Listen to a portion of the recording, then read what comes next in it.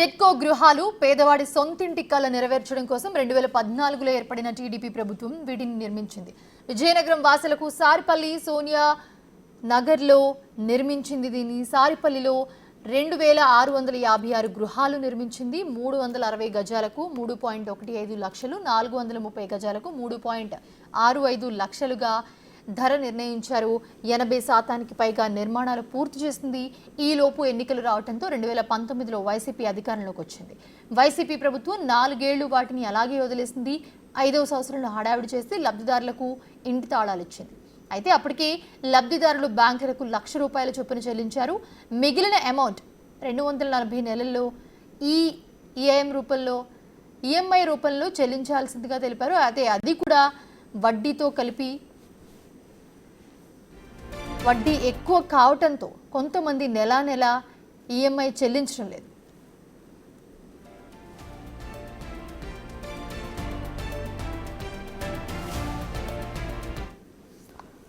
ప్రస్తుతం మనం ఏదైతే విజయనగరం సంబంధించి టిడ్కో ఇల్లు ఉన్నాం. ప్రస్తుతం మనం సారిపల్లిలో టిడ్కో ఇల్లు వద్ద అయితే మనం ఉన్నాం. ప్రస్తుతం చూసుకున్నట్లయితే సారిపల్లిలో సుమారు 2656 ఇల్లు అయితే నిర్మించడం జరిగింది. అదేవిధంగా విజయనగరం సంబంధించి సారిపల్లి సోనియా నగర్ 2 ఏరియాల్లో కూడా ఈ టిడ్కో ఇల్లు అయితే నిర్మించడం జరిగింది.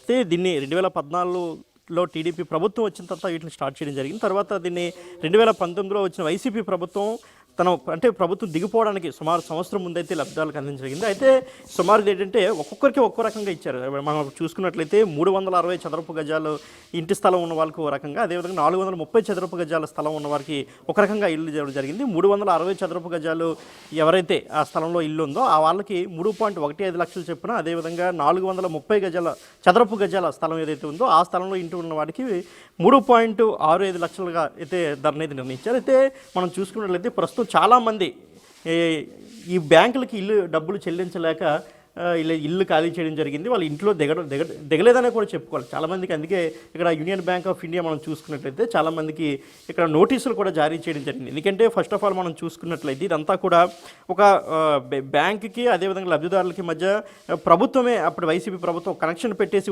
వదిలేసినట్లయితే మనకు తెలుస్తుంది. ఎందుకంటే అప్పట్లో లబ్ధిదారులు అందరూ కూడా దీనికి సుమారు ₹1,00,000 ముందుగా చెల్లించాలని అయితే అప్పటి ప్రభుత్వం నుంచి, దాని ప్రకారం ఎవరైతే ఈ లబ్ధిదారులు ఉన్నారో వీళ్ళందరూ కూడా ₹25,000 చెప్పిన 4 సార్లు డీడీలు తీసి ప్రభుత్వం అప్పుడు యూనియన్ బ్యాంక్ అయితే చెల్లించడం జరిగింది.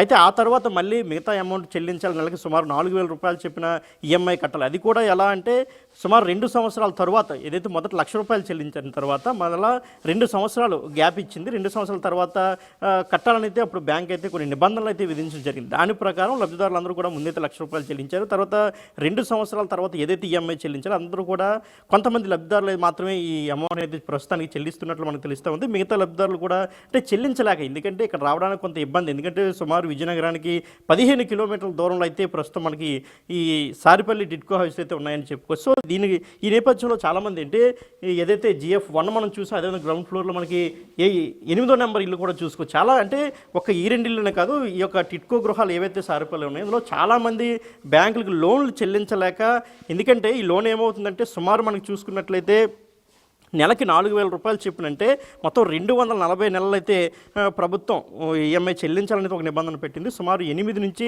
9 లక్షలు అయిపోతుంది.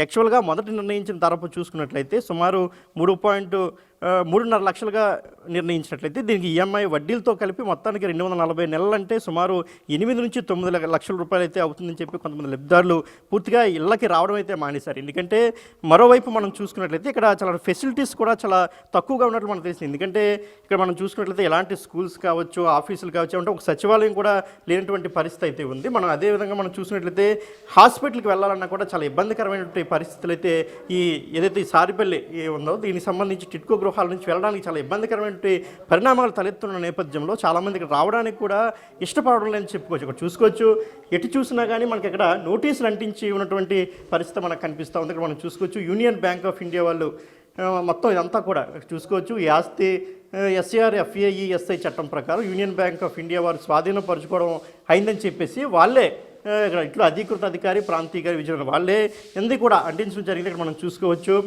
పూర్తి డీటెయిల్గా ప్రతి ఒక్కటి కూడా వాళ్ళు ఇక్కడ అంటించి వెళ్ళి అంటే ఎవరెవరైతే ఈ యొక్క అమౌంట్ పే చేయలేదో వాళ్ళందరికీ కూడా నోటీసులు ఇంటి దగ్గర అంటించడం జరిగింది. దాని ప్రకారం చెల్లించలేని వాళ్ళందరూ అంటే జనరల్గా మనం చూసుకున్నట్లయితే చాలామంది కొన్ని కారణాలు రీత్యా ఇక్కడ ఉన్నటువంటి సదుపాయాలు లేని కారణాల రీత్యా ఇక్కడ పూర్తిగా రావడం మానేసి నేపథ్యం అంటే మొదట ఏదైతే ₹1,00,000 చెల్లించారో దాన్ని బ్యాంక్కి వదిలేశారని చెప్పుకోవచ్చు. ఎందుకంటే ఇక్కడ చాలామంది ఇక్కడ మనం చూసుకోవచ్చు GF4 ఇది ఒక ఇల్లు కావచ్చు, అంటే ఒక్క ఫ్లోర్ మనం ఒక్క అపార్ట్మెంట్ దగ్గరే ఉన్నాం, అక్కడే చూసుకోవచ్చు.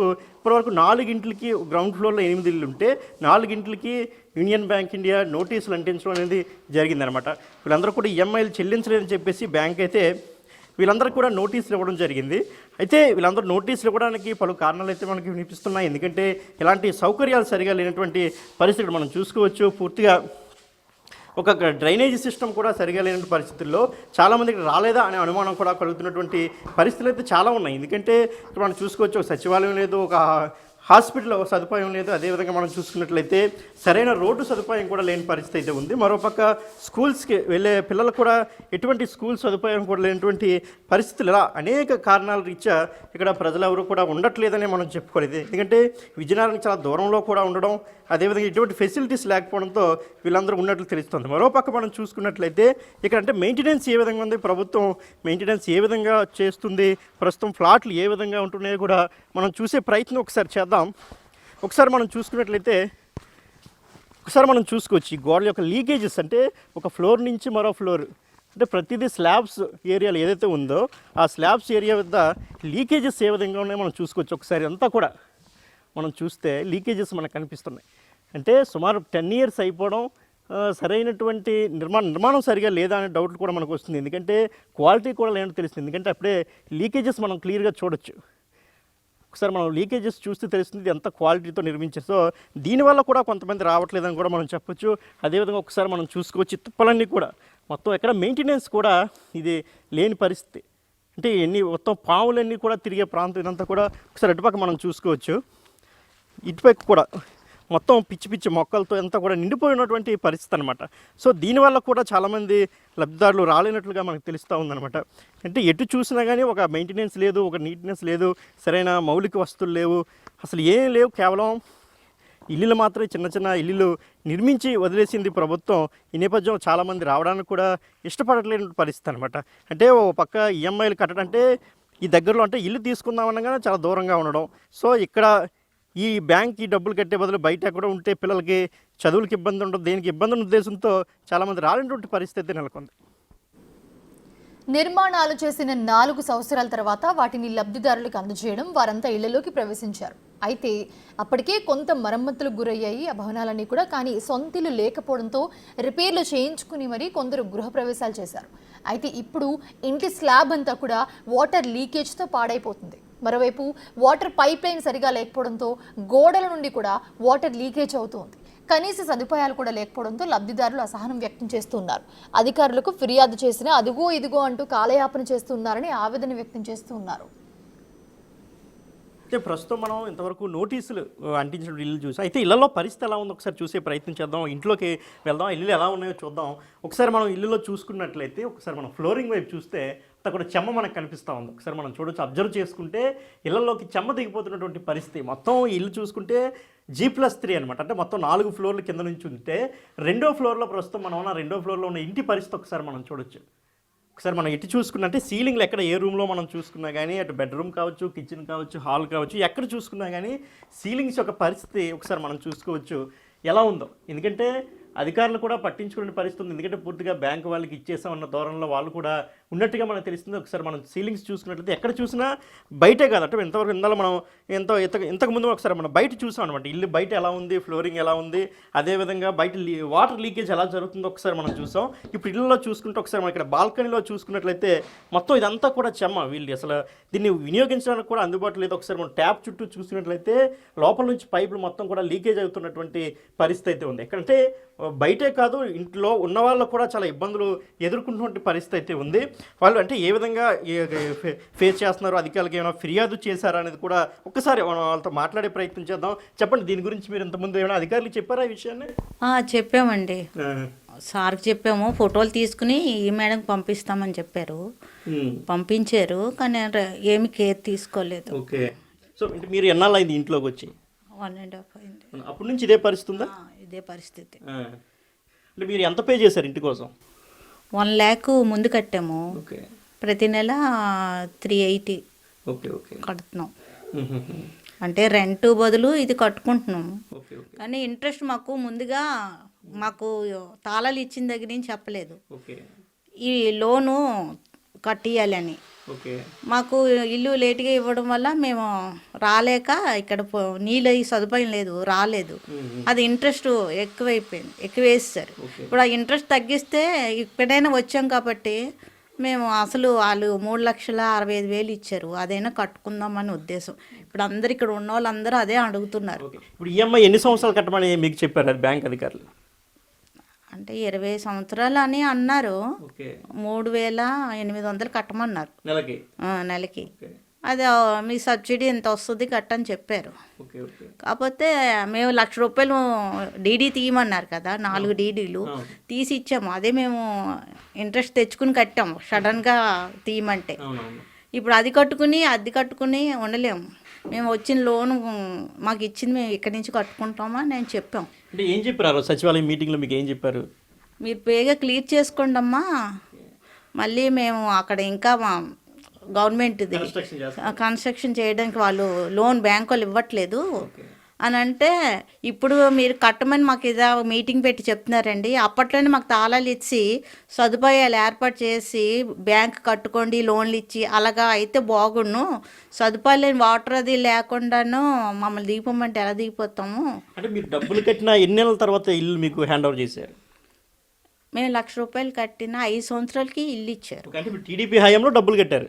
టీడీపీ ఉన్నప్పుడు ఇచ్చాం. ఆయనే కానీ వచ్చినట్టయితే మాకు ఇల్లు ఎప్పుడో 5 సంవత్సరాల క్రితమే ఇచ్చేసిద్దును. 2019 మళ్ళీ టీడీపీ వస్తే ఇచ్చేసేవాళ్ళం. ఇచ్చేద్దును. పాములు వచ్చేస్తున్నాయి, 12 మాములు ఎంత ఉంటుంది. చూసినా కానీ పిచ్చి మొక్కలు తుప్పలని ఎవరు కొట్టట్లేదా మరి? వాళ్ళు ఎవరు కొట్టరండి, మేము డబ్బులు ఇచ్చి చేయించుకోవడమే. సో ఇది పరిస్థితి. అయితే ఇక లోన్లకు సంబంధించి చూసుకుంటే బ్యాంక్ అధికారులు మా చేతుల్లో ఏం లేదు. ఇంకా ఎంతైతే ఆ రోజు మీరు ఒప్పుకున్నారో దాన్ని ఖచ్చితంగా కట్టాల్సిందని వాళ్ళు ఒక పక్క చెప్తున్నారు. మరో పక్క అధికారులు ఏమో ఏదైతే ఇవన్నీ కూడా మరమ్మతులు చేయాల్సిన సీలింగ్స్ కావచ్చు, బాత్రూమ్స్ కావచ్చు, అదే ట్యాప్స్ కావచ్చు, ఇవన్నీ కూడా పూర్తిగా శిథిలావస్థలో ఉన్నటువంటి పరిస్థితి. ఇవి కూడా అటు గృహ నిర్మాణ శాఖ అధికారులు కావచ్చు, టిడ్కో అధికారులు కావచ్చు, ఎవరు కూడా పట్టించుకునే పరిస్థితి అయితే ఉంది. మరో పక్క మెయింటెనెన్స్ సంబంధించి కూడా పాములు వస్తున్నాయి, అదేవిధంగా పురుగులు వస్తున్నాయి. ఎక్కడ కూడా చెత్త కావచ్చు, అదేవిధంగా పిచ్చి మొక్కలు ఎక్కడా కొట్టినటువంటి పరిస్థితి లేదు, క్లీన్ చేసిన పరిస్థితి కూడా ఎక్కడా కూడా కనీస మౌలిక సదుపాయాలు ఏదైతే ముందు 3.5 లక్షలు అని చెప్పేసి ఇప్పుడేమో సుమారు 8 నుంచి 9 లక్షల రూపాయలు వసూలు చేస్తున్నటువంటి పరిస్థితి అయితే ఉంది. మరి దీనిపై ప్రస్తుత ప్రభుత్వం ఏ విధంగా స్పందిస్తుంది? గవర్నమెంట్ అంటే బ్యాంకులతో ఏమైనా మాట్లాడితే కూడా చూడాలి. ఎందుకంటే వీళ్ళందరూ ఎవరైతే లబ్ధిదారులు ఉన్నారో వీళ్ళు ఇప్పటికే బ్యాంక్ అధికారులు ఒక రిక్వెస్ట్ కూడా పెట్టుకున్నట్టు వాళ్ళు చెప్తున్నారు. ఎందుకంటే మాకు కొంత ఇంట్రెస్ట్ తగ్గించండి, ఇంట్రెస్ట్ తగ్గిస్తే కట్టుకోవడానికి బాగుంది. ఎందుకంటే ఆ రోజు మాకు 3.5 లక్షలు అని చెప్పారు, ఇప్పుడు చూస్తే సుమారు 8 నుంచి 9 లక్షల పైగా అవుతుంది. కాబట్టి దానిపై దృష్టి సారిస్తే ఏంటి ఎవరైతే మీరు నోటీస్ వాళ్ళు కూడా రావడానికి కొంత ఇంట్రెస్ట్ చూపిస్తారని అయితే వీళ్ళందరూ కూడా అభిప్రాయం వ్యక్తం చేస్తున్నటువంటి పరిస్థితి.